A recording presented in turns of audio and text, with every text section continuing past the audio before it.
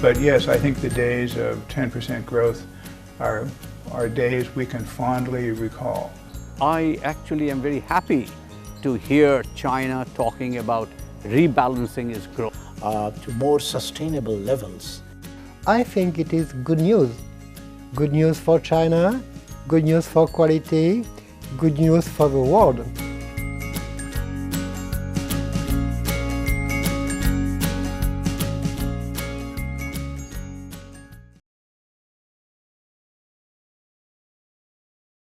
I actually am very happy to hear China talking about rebalancing its growth and bringing it a bit down, because it's not just the quantity of growth, but as you said, the quality of growth.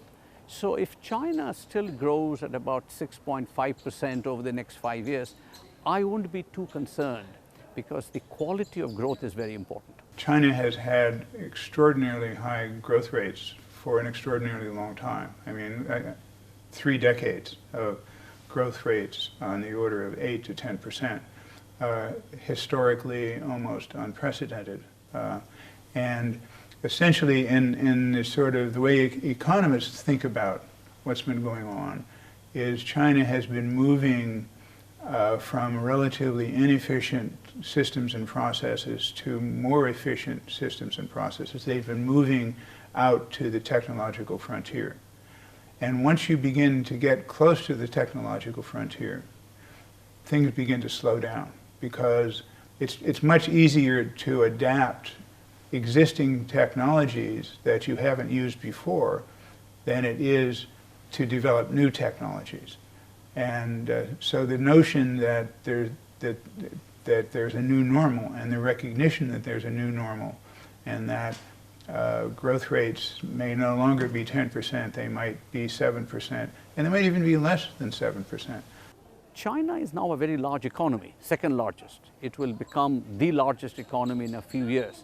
So 6.5% of a much larger economy is good.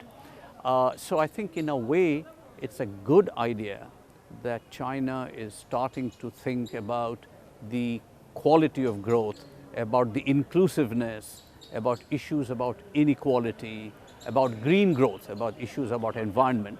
And if that means that the growth rate is a bit lower, but it's more sustainable, it's good for China and it's good for the world. So I think overall, it's an appropriate thing to do. In the service sector, now the largest sector in the Chinese economy, but still relatively small, given the incomes of China. So there's plenty of room for additional growth and for additional efficiencies. But yes, I think the days of 10% growth are days we can fondly recall. And now it's time to realize that growth rates will be lower.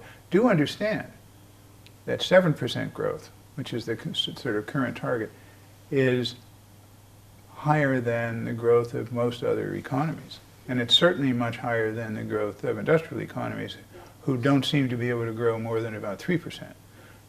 So, 7% is not shabby. It's really quite impressive.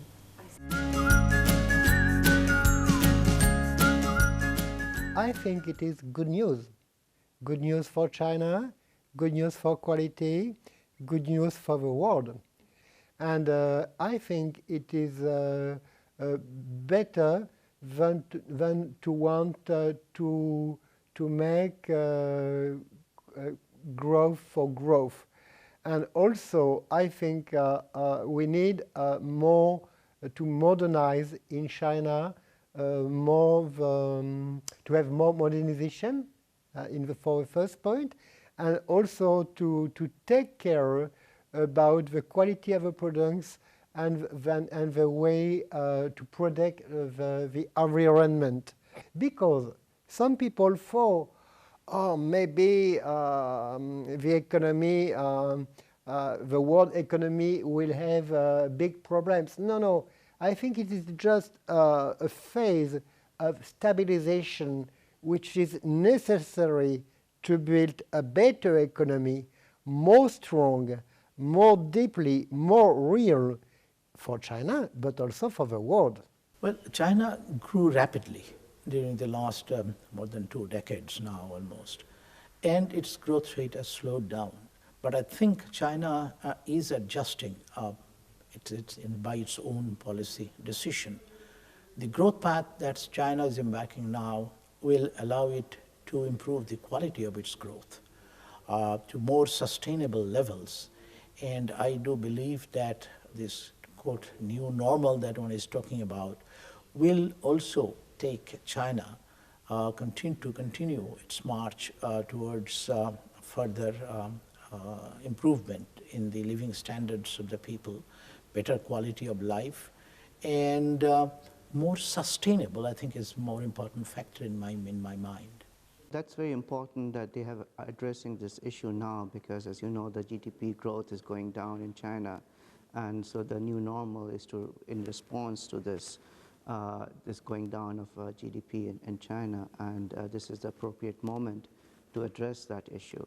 And I think what happened last month was to address not only that issue, but also the issue of labor, that basically because of demographic issues, where Chinese population is aging, and that will have an impact on the labor market in China. So one of the issues that came up at the meeting was towards letting Chinese have 2 children. That's part of that, it seems. That's about the labor market. Also important, I think, at that meeting was taking care of the aging population. So these 3 things, the development of economy, letting Chinese have 2 children, and taking care of the aging population are all part of this. It's not just economy, but it's also the population that's important. I think what China has been doing is to react very quickly to the issues of what's happening within China and outside China. So the new development model is coming at a very appropriate time